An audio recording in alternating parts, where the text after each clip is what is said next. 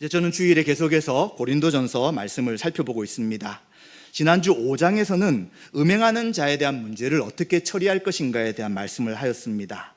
음행했음에도 불구하고 회개하지 않는 사람에 대한 문제였습니다. 사도 바울은 이 사람을 그냥 그대로 두면 안 된다고 이야기하면서 회개하지 않는 그를 출교시키라고 이야기합니다. 즉 몸은 사단에게 내어주는 것이죠. 그러나 그의 영혼은 마지막에 구원받도록 하기 위해 죄에 대한 문제를 철저하게 해결할 것을 이야기하였습니다. 왜냐하면 교회는 거룩한 공동체이기 때문입니다. 누룩 같은 죄가 작은 누룩이 있을지라도 교회 전체에 퍼질 수 있기 때문에 거룩한 공동체를 지키기 위해서는 교회에 죄가 퍼지지 않도록 죄 문제를 해결하라 라는 것을 말씀하였습니다. 이제 바울은 이어서 6장에서는 세상 법정에 소송하는 문제를 다루고 있습니다. 이 소송하는 부분이 이제 교회에서 여러 사람이 아니라 지금 성경에서 보면 그 사람은 단수로 되어 있기 때문에 한 명이나 소수의 사람이었던 것 같습니다. 그런데 어떤 개인적인 성도 간의 문제가 생겼을 때 세상 법정으로 소송했던 문제를 어떻게 다루는 것이 가장 합당한 것인가라는 것을 말씀하고 있습니다. 그래서 이 문제를 통해서 소송에 대한 문제뿐만 아니라 교회의 정체성이 무엇인가를 생각하며 함께 은혜를 나누고자 합니다. 먼저 1절부터 5절에 보시면 고린도 교회 안에 어떤 성도가 세상 법정에 소송한 문제에 대해서 바울은 칭찬하지 않습니다. 이러한 행동을 한 그 사람뿐만 아니라 교회가 그러한 방식으로 진행하는 것을 내버려 두는 것에 대해서 책망하고 있는 것입니다. 어떤 문제로 인해 소송이 진행되었는지는 성경에 기록되지 않습니다. 그러나 단수이기 때문에 어떤 사람에 대해서 성도 안에 이런 일들을 하게 됩니다. 그런데 세상의 법정에 고소하는 문제, 즉 세상의 법정에서 소송하는 문제에 대해서 바울은 뭐라고 표현하고 있냐면 불의한 자들 앞에서라고 이야기합니다. 그런데 불의하다는 표현은 6절에 있는 표현처럼 그들이 불법을 저지른다 이런 표현보다는 믿지 않는 자들이다 라고 이해하시면 됩니다. 그래서 무엇과 무엇이 대두되냐면 우리 성도들은 구원받아 의롭다 하심을 받은 자들입니다. 예수 그리스도의 의로움으로 인하여 의로운 자들이지만 예수 그리스도를 알지 못하는 사람들은 이제 불법을 가지고 있는 자, 또 불의한 자다라고 표현하기 때문에 이제 그 두 가지의 대조를 통해 불의한 자들이라는 표현을 사용하고 있습니다. 그리고 또 우리가 좀 이해할 것은 그 당시 로마의 식민지로 있던 고린도 지역이나 또 여러 지역의 소송에 대한 방식을 우리가 좀 이해해야 합니다. 로마의 형법은 비교적 공정하고 객관적이었습니다. 그래서 국가에 대한 문제나 또 큰 형사상의 문제는 잘 처리하려고 했습니다. 그러나 문제는 민사상의 문제였습니다. 시민 사이에 일어나는 민사적인 문제는 지금과 다르게 굉장히 불공정하였습니다. 민사소송에서 판사뿐 아니라 배심원도 모종의 대가를 기대하는 것이 그 당시 문화였습니다.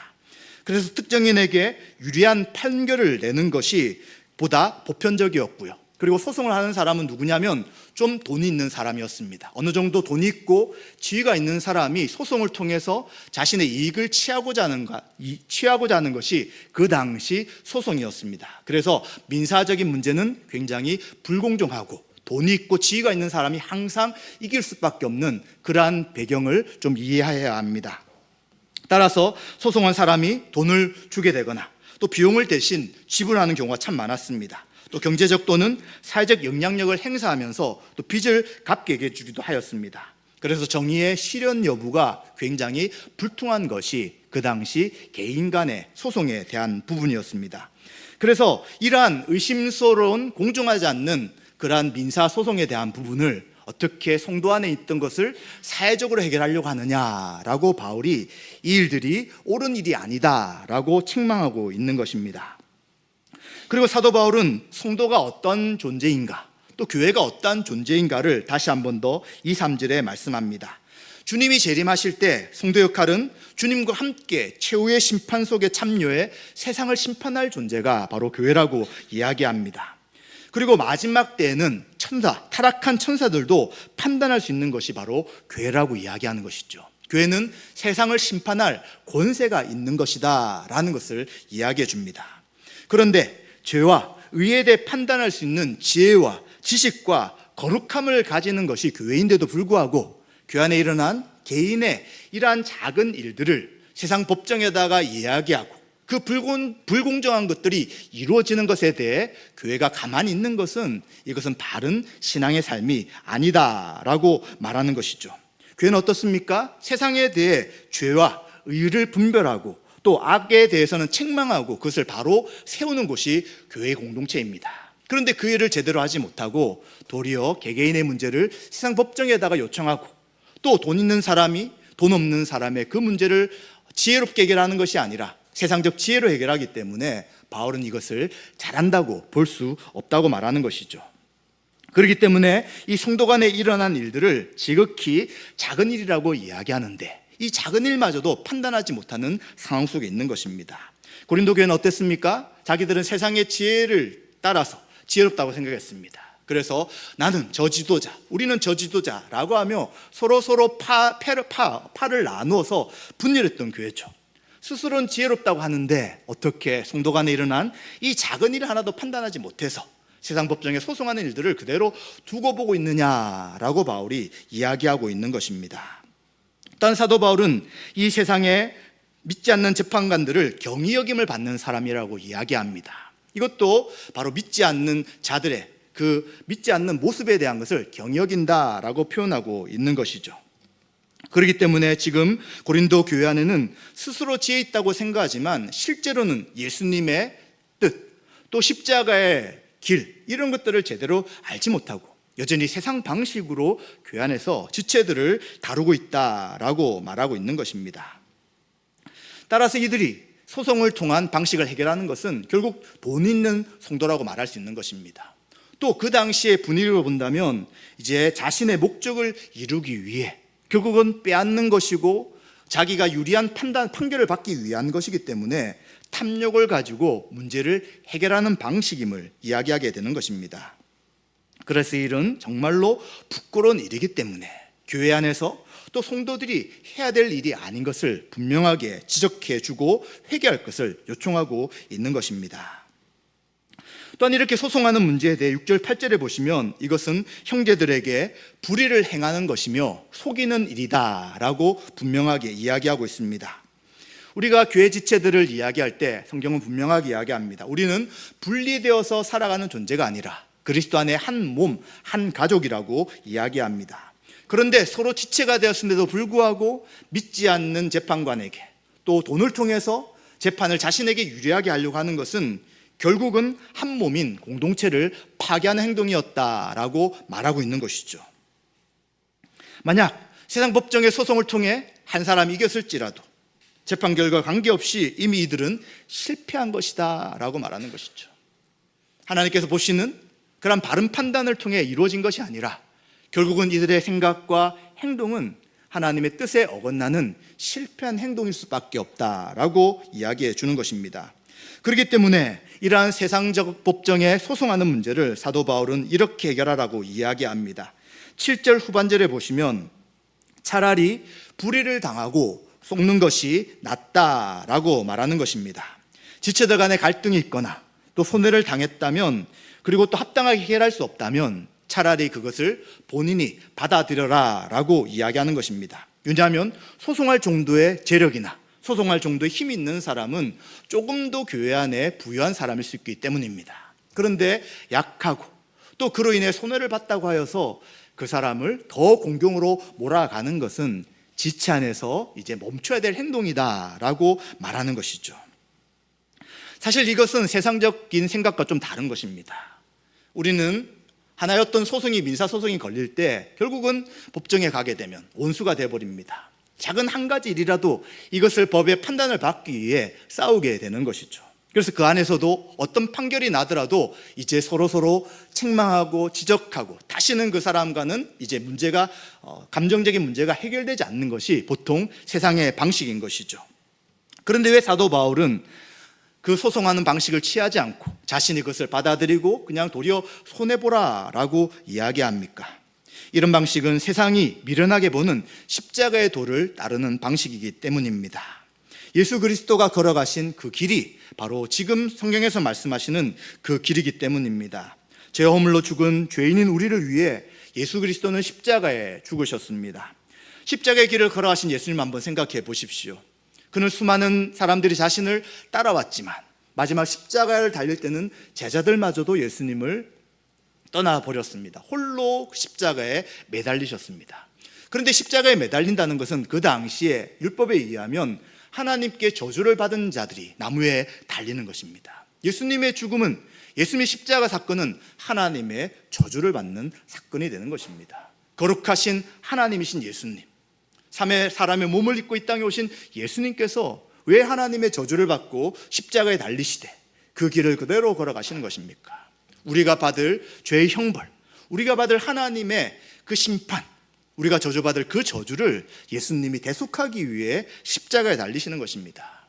그래서 예수님은 마지막 겟세마네 동산에서 간절히 기도하실 때 이 잔을 나에게서 떠나게 해주십시오 라고 3번이나 간절히 기도하셨습니다. 얼마나 간절히 기도하셨던지 그 땀방울이 핏방울 같이 되었다고 성경은 말씀해 주고 있는 것이죠.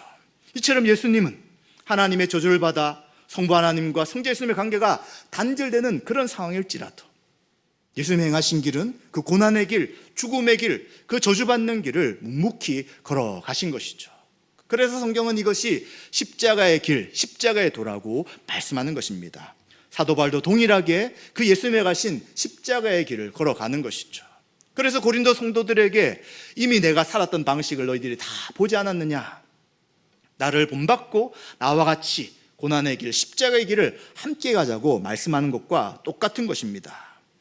그래서 성도가 세상의 방식과 가치관과 다를지라도 만약 이렇게 한 지체를 용납하고 받아들이고 자신이 손해를 당하더라도 그것을 선택하며 나간다면 결국 이것이 자신을 부인하는 길이 되는 것입니다. 또 이렇게 살아가는 성도의 모습을 보면서 사람들은 십자가의 도가 무엇인지를 직접 보게 되는 것이죠. 그리고 교회는, 그리고 주님은 교회를 통해 영광받을 수밖에 없다는 것입니다. 그래서 사도 바울은 불의를 당하지 않고 속지 않으려고 하지 말고 그냥 차라리 형제들 간의 문제였다면 불의를 당하고 속는 것이 더 좋은 것이다 라고 말하는 것입니다. 그래서 8절에 다시 한 번 더 또 두 번째 이유는 바로 형제, 자매들이 서로 사랑하는 공동체로 속해 있기 때문임을 이야기해 주는 것입니다. 서로 사랑할 관계로 공동체 안에 포함되어 있는 것이죠.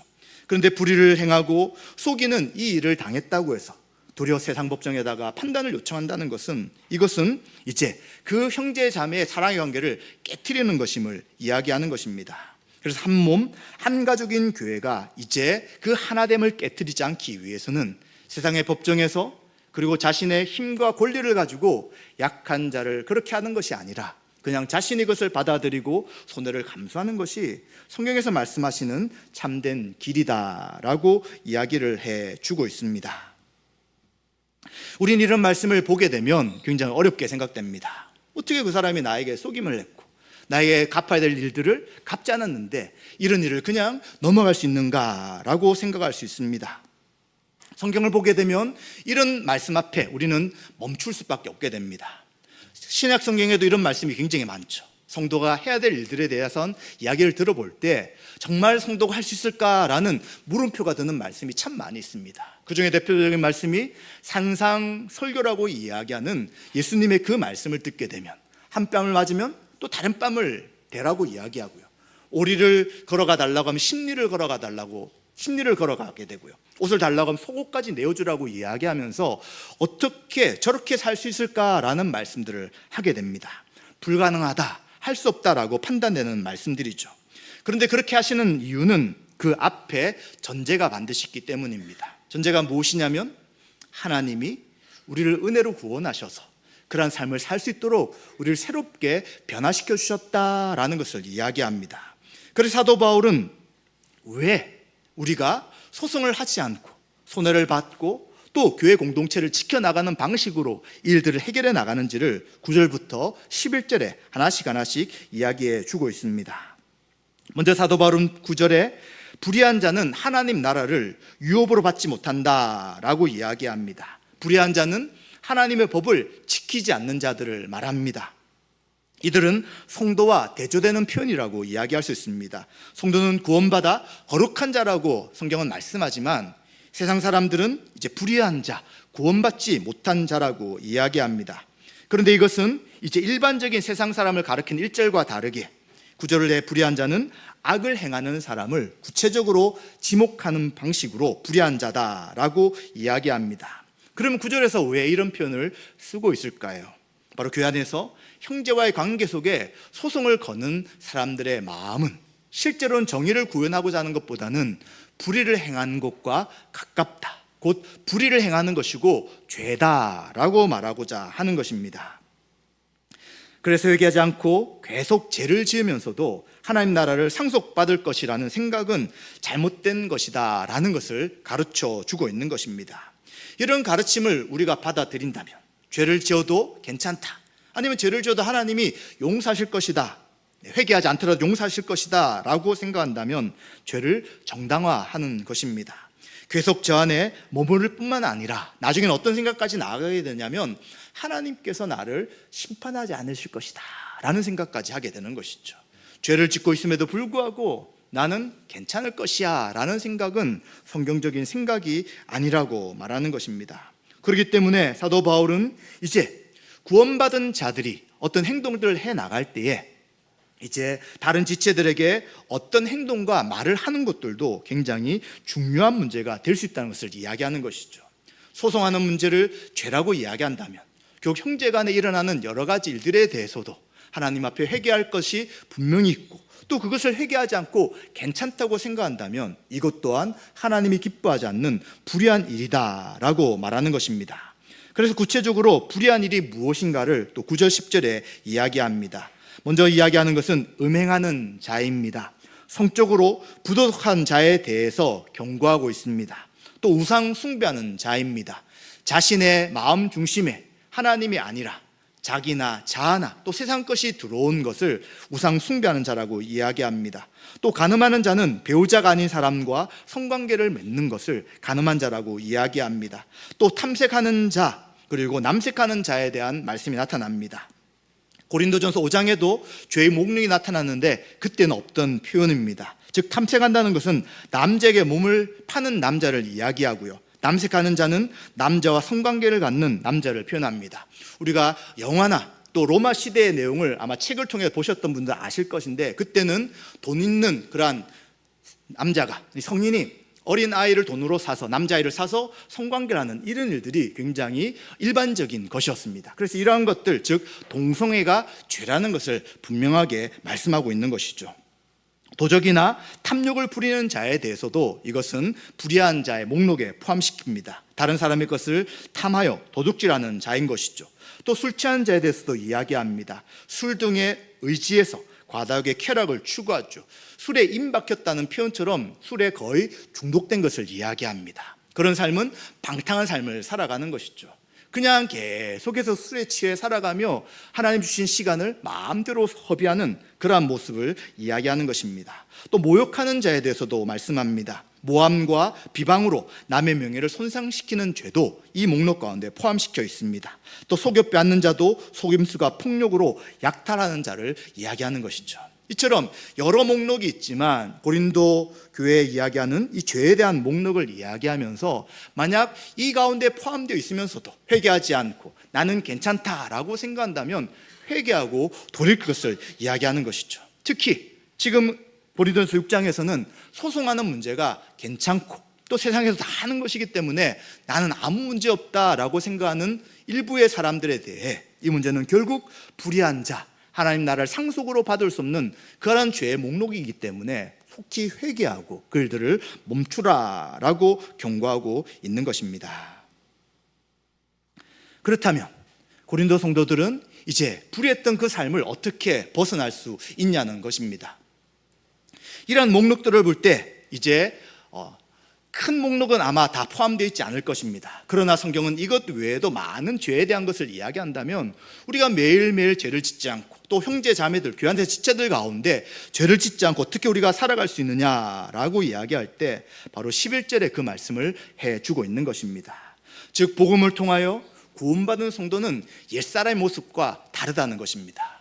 그래서 이러한 하나님께서 할 수 없게 보이는 그러한 높은 윤리적 바뀐 요구를 할 때는 항상 우리가 11절을 생각하고 그것을 근거로 가지고 이제 우리가 어떻게 행동할지를 생각해야 된다는 것입니다. 이제 그리스도 안에 있는 사람들을 성경은 새로운 사람들이다, 새로운 존재들이다 라고 말씀하고 있습니다. 이제 이들은 불의에서 벗어난 자들입니다. 즉 고린도 성도들은 그 전에 예수 그리스도를 믿기 전에는 다 불의한 존재들이었습니다. 하나님 말씀을 거부하고 죄 목록 가운데 포함되어 있으면서도 그들이 이것이 얼마나 큰 죄이며 하나님의 심판 가운데 있는지를 알지 못하는 사람들이었습니다. 그런데 이제 그 고린도 성도들은 삼일체 하나님의 역사하심으로 주 예수 그리스도의 이름과 우리 하나님의 성령 안에서 씻음과 거룩함과 의롭다 하심을 받은 새로운 존재가 되었다고 말하는 것입니다. 씻음 받았다는 것이 무엇입니까? 죄의 씻음 받음을 통해 죄 용서를 받아서 죄의 형벌과 하나님의 진노에서 해방되었다라고 말하고 있는 것입니다. 우리는 그전에 지었던 수많은 죄가 예수 그리스도를 믿을 때 생각이 날 것입니다. 그리고 믿고 살아가면서도 내가 왜 이런 죄를 짓고 있지? 왜 이런 죄로 인해 하나님을 슬프게 하고 말씀대로 순종하지 못하지라는 생각들을 하는 많은 죄가 있습니다. 그럼에도 불구하고 그리스도를 믿는 믿음으로 우리가 구원받았다면 하나님 앞에 이 죄를 자백하고 회개할 때 모든 죄를 우리를 깨끗게 하시고 불의에서 벗어난다고 말씀합니다. 그리고 최종적 심판에서도 우리를 해방시켜 주신다고 분명하게 말씀하고 있는 것이죠. 단 그것을 죄라고 인정하고 회개하고 그 삶을 돌이키는 것을 포함하는 이야기가 되는 것입니다. 믿는다고 생각하면서도 죄인지 알지 못하고 죄라고 분명히 성령님께서 또 주변의 여러 사람을 통해 지적받음에도 불구하고 괜찮습니다, 무슨 이 정도 가지고 나한테 뭐라고 합니까? 라고 말하는 사람을 말하는 것은 아닙니다. 정말 우리가 구원받은 자라면 스스로도 성령님의 인도하심 가운데 자신이 지은 것이 죄라는 것을 알게 되는 것이고요, 또 그것을 깨닫게 될 때 우리는 그 죄를 돌이키기 위해 하나님 앞에 회개하며 통회하고 자복하는 모습이 반드시 나타나기 때문입니다. 또한 거룩함을 받았다는 것은 하나님께 속한 자라고 말하는 것입니다. 바로 하나님의 소유가 된 거룩한 백성임을 이야기해 주는 것이죠. 우리는 거룩한 존재가 아니었잖아요. 누구 때문에 거룩하게 됩니까? 예수님의 보배로운 피로 인해서. 그 예수님이 흘린 피가 나의 죄로 인함을 알고 구속받은 성도들은 거룩하고 깨끗한 성도가 된 것입니다. 하나님이 쓰시는 존재가 되는 것이죠. 구약에서 거룩하다는 것은 무겁다는 거예요. 그래서 거룩하신 하나님과 사람을 비교해 볼 때 하나님은 무겁고 거룩하고 온전한 존재지만 사람들은 그렇지 않습니다. 하나님은 죄가 없고 온전한 빛 가운데 존재하지만 사람들은 그 하나님 앞에 설 때 얼마나 큰 죄인인지 알 수밖에 없게 되는 것이죠. 그런데 그 거룩하신 하나님이 우리를 자신의 소유로 받으시고 거룩하다고 하시고 이제 우리를 하나님의 소유와 백성이 되었다고 말씀하는 것이죠. 예수 그리스도를 믿는 믿음으로 인해서. 그리고 또 의롭다 하심을 받았다라고 말합니다. 하나님 앞에서 의롭다라고 우리를 판단해 주시는 것이죠. 하나님이 온 세상의 최종적 판단자, 법정의 최고의 권한을 가지고 계신 분이 하나님이십니다. 그 하나님이 그리스도를 믿는 우리들, 우리 스스로 너무 부족하고 사단도 우리를 계속해서 정죄하고 지적하지만 하나님께서는 우리를 그리스도의 피를 인하여서 예수 그리스도께서 흘리신 그 구속으로 인하여서 우리를 죄 없다, 그리고 죄를 용서받은 자다, 거룩한 자다라고 칭해 주신다는 것입니다. 이러한 씻음과 거룩함과 의롭다 하심을 받은 우리들이 이제는 불의한 자들이 행하는 그 불법을 행할 수 없는 자가 되었다고 분명하게 말씀하고 있는 것입니다. 그렇기 때문에 혹시 불의를 행하고 불법을 행하는 자들이 있다면 이제 그 일에서 멈추고 돌아서라고 말하는 것입니다. 고린도 교회 안에서는 세상 법정에 송사여서 이제 지체들의 관계를 깨트리며 또 이제 그 관계 속에서 돈으로 여러 가지를 하려고 하는 그 잘못된 행동은 죄이기 때문에 멈추라라고 말하는 것입니다.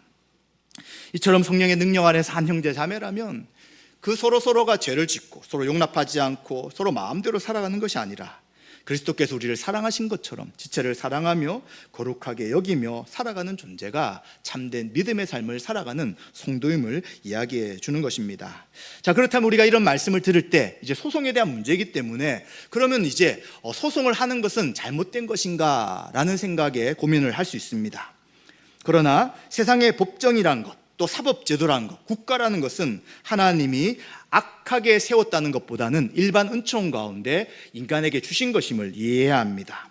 그래서 오히려 하나님께서는 세상의 국가나 법 제도를 통해서 사회 질서가 잘 세워지고 악이 절제되고 또 그 악에 대한 심판이 이루어지도록 허락하신 것임을 우리는 생각하며 감사함으로 잘 사용해야 합니다.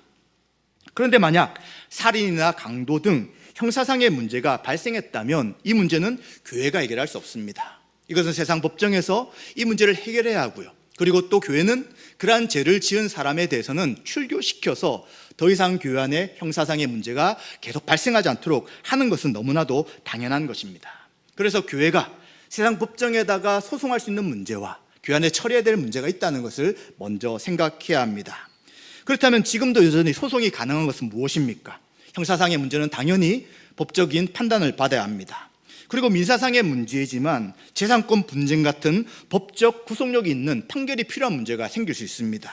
이런 것 또한 세상 법정의 판단을 우리는 맡길 수 있습니다. 이것까지 하지 않아야 된다라고 할 필요는 없습니다. 그러나 지금 성경에서 말씀하시는 것을 현대적으로 좀 적용해 볼 때 개인적인 권리 분쟁이나 또 민사상의 문제가 발생했다면 이 문제를 어떻게 처리하는 것이 좋은가 하는 것입니다. 지금 우리가 잘 알다시피 성도들도 너무 소송을 많이 걸게 됩니다. 고소와 고발이 난무하게 되죠. 그리고는 이 일을 통해 결국 교회 안에서도 분열되고 나누어지고 서로 감정이 격화되어서 문제가 해결되지 않습니다. 저도 이제 어떤 판사를 하신 분한테 들었는데 믿는 사람들 간에 이러한 민사소송이 너무 많아서 항상 이분들이 뭘 많이 이야기하냐면 당신들이 그리스도 안에 서로 사랑하는 공동체 아닙니까? 같이 좀 합의를 해가지고 문제를 합의로 해결하십시오 라고 많이 권유를 한답니다. 교회 안의 문제들은. 그런데 대부분 경우 그렇게 끝나지 않는다고 합니다. 결국 판사가 법적인 판단을 통해서 문제를 해결하는 일들이 너무 많다는 것이죠. 이런 문제를 오늘 우리는 고린도전서 6장의 말씀과 좀 적용해 볼 수 있습니다. 만약 우리 안에 민사상의 문제 그리고 어떤 문제가 생겼을 때 과연 무조건 세상 법정에다가 그것을 요청하고 그 문제를 해결할 것인가? 아니면 고린도 교회에게 바울이 말하는 것처럼 지혜 있는 자 그리고 하나님 주신 바른 지식이 있는 자를 통해 이 문제를 교회 안에 스스로 해결할 것인가 하는 문제에 대해서는 좀 심각한 고민이 필요하다는 것입니다. 만약 고린도 교회처럼 세상에 지혜만 있고 하나님 주신 참된 지혜가 없다면 모든 교회의 문제는 다 법으로 해결해야 되겠죠. 그리고 이러한 판단 속에서 서로 질시하고 미워하고 한 마음을 지켜나가기 굉장히 어려울 것입니다. 그러나 지혜를 가지고 절차를 따라서 이 민사적인 문제를 정당하고 또 바르게 잘 해결할 수 있다면 다툼이나 또 세상 법정으로 해결하는 것이 아니라 교회 안에서 서로 양보하고 용납하고 또 그 문제를 해결함을 통해 교회 하나됨을 지켜나갈 수 있다는 것입니다. 그래서 우리는 이러한 문제가 생길 때 그냥 묻어두는 것이 아니라 지혜롭게 큰 분쟁이 일어나지 않고 서로 합의하며 성경의 기준에 따라 어떻게 질서와 지혜를 가지고 판단할 것인가 하는 문제를 생각해 봐야 합니다. 그리고 또 우리가 두 번째 생각해 볼 부분은 지금 이 로마 시대의 소송은 결국 강한 자와 약자의 문제라고 말씀을 드렸습니다. 돈 있는 사람은 소송을 할 수 있지만 돈 없는 사람은 소송을 할 수 없습니다. 그리고 돈 있는 사람이 소송하는 것은 결국 자기에게 유리한 판결을 받기 위한 행동임을 말하는 것입니다. 이것이 무엇이냐면 결국 사람을 자기 마음대로 조종하고 움직이려고 하는 그러한 권력과 힘에 대한 이야기가 될 수 있는 것이죠. 그러한 세상적 방식이 교회 안에 들어온다면 교회도 여전히 사람을 움직이기 위해 자기의 뜻을 관철하기 위해 세상적 방식을 충분히 이용할 수 있다는 것입니다. 그런데 그것은 성경에서 말씀하시는 교회에서 해야 될 일이 아니라는 것이죠. 하나님의 뜻, 교회 전체의 의견과 뜻이 아닌 개인적인 방식으로 사람들에게 또 여러 가지 방식으로 그 일들을 진행해 나가려고 한다면 결국 이 일은 교회를 깨트리는 것이고 형제 자매에게 상처와 아픔을 주는 일이 될 수 있다는 것입니다. 그래서 우리는 자기의 생각과 말이 왜 하고 있는지를 잘 분별해야 합니다. 내가 사람들을 조종하고 움직이기 위해 이런 말과 생각들을 가지고 있는지 아니면 정말 교회 하나됨과 합평을 위해서 이런 말과 생각을 하고 있는지를 잘 분별한다면 우리는 교회에 어떤 문제가 생길지라도 이것이 교회를 더 악화시키고 힘들게 하고 또 죄가 교회 안에 드러나는 문제가 아닌 교회가 더 화평하며 하나됨을 지켜나가며 또 교회가 더 성숙해지는 과정도 될 수 있다는 것을 우리는 적용적으로 생각해 볼 수 있을 것입니다. 말씀 마무리하겠습니다. 바울은 고린도 교회가 이 세상에다가 소송을 거는 문제로 민사적 문제를 해결하는 것은 옳지 않다고 이야기합니다. 도리어 그것은 죄라고 이야기하고 그 일을 하는 성도는 멈추라고 이야기합니다. 왜냐하면 하나님은 교회를 세상을 심판할 권세를 주셨기 때문에 교회는 이 작은 민사적인 문제는 충분히 하나님 주신 지혜로 해결해야 되고 해결할 수 있다라고 말하고 있습니다. 이유가 무엇입니까? 성도는 옛삶을 벗어버리고 의를 행하는 자가 되었기 때문입니다. 그리스도인의 거룩하게 되었고 의로운 자가 되었고 하나님 앞에서 깨끗하게 씻음받은 존재이기에 하나님 주신 지혜로 세상 지혜와 반대되는 바른 판단을 할 수 있다고 말하고 있는 것입니다. 이러한 모든 방식은 서로 성도를 사랑하는 그런 사랑의 방식이 되는 것입니다. 주님이 우리를 그리스도 안에 한 형제자매로 세우셨기에 서로가 사랑하고 용납하고 받아들임을 통해 교회가 바르게 세워지기를 사도 바울은 간절히 원하며 이러한 말씀을 하고 있는 것입니다. 마찬가지로 우리 교회도 여러 가지 결정해야 될 일들, 판단할 일들이 참 많이 생길 수 있습니다. 이것이 만약 형사상의 문제가 아니라면 서로가 서로를 용납하고 받아들이며 또 어떻게 하는 것이 가장 성경적으로 문제를 해결할 것인지 하나님의 지혜를 구하며 교회 안에 참된 평강과 용납과 사랑이 넘치는 은혜가 있으시기를 주님의 이름으로 축원드립니다.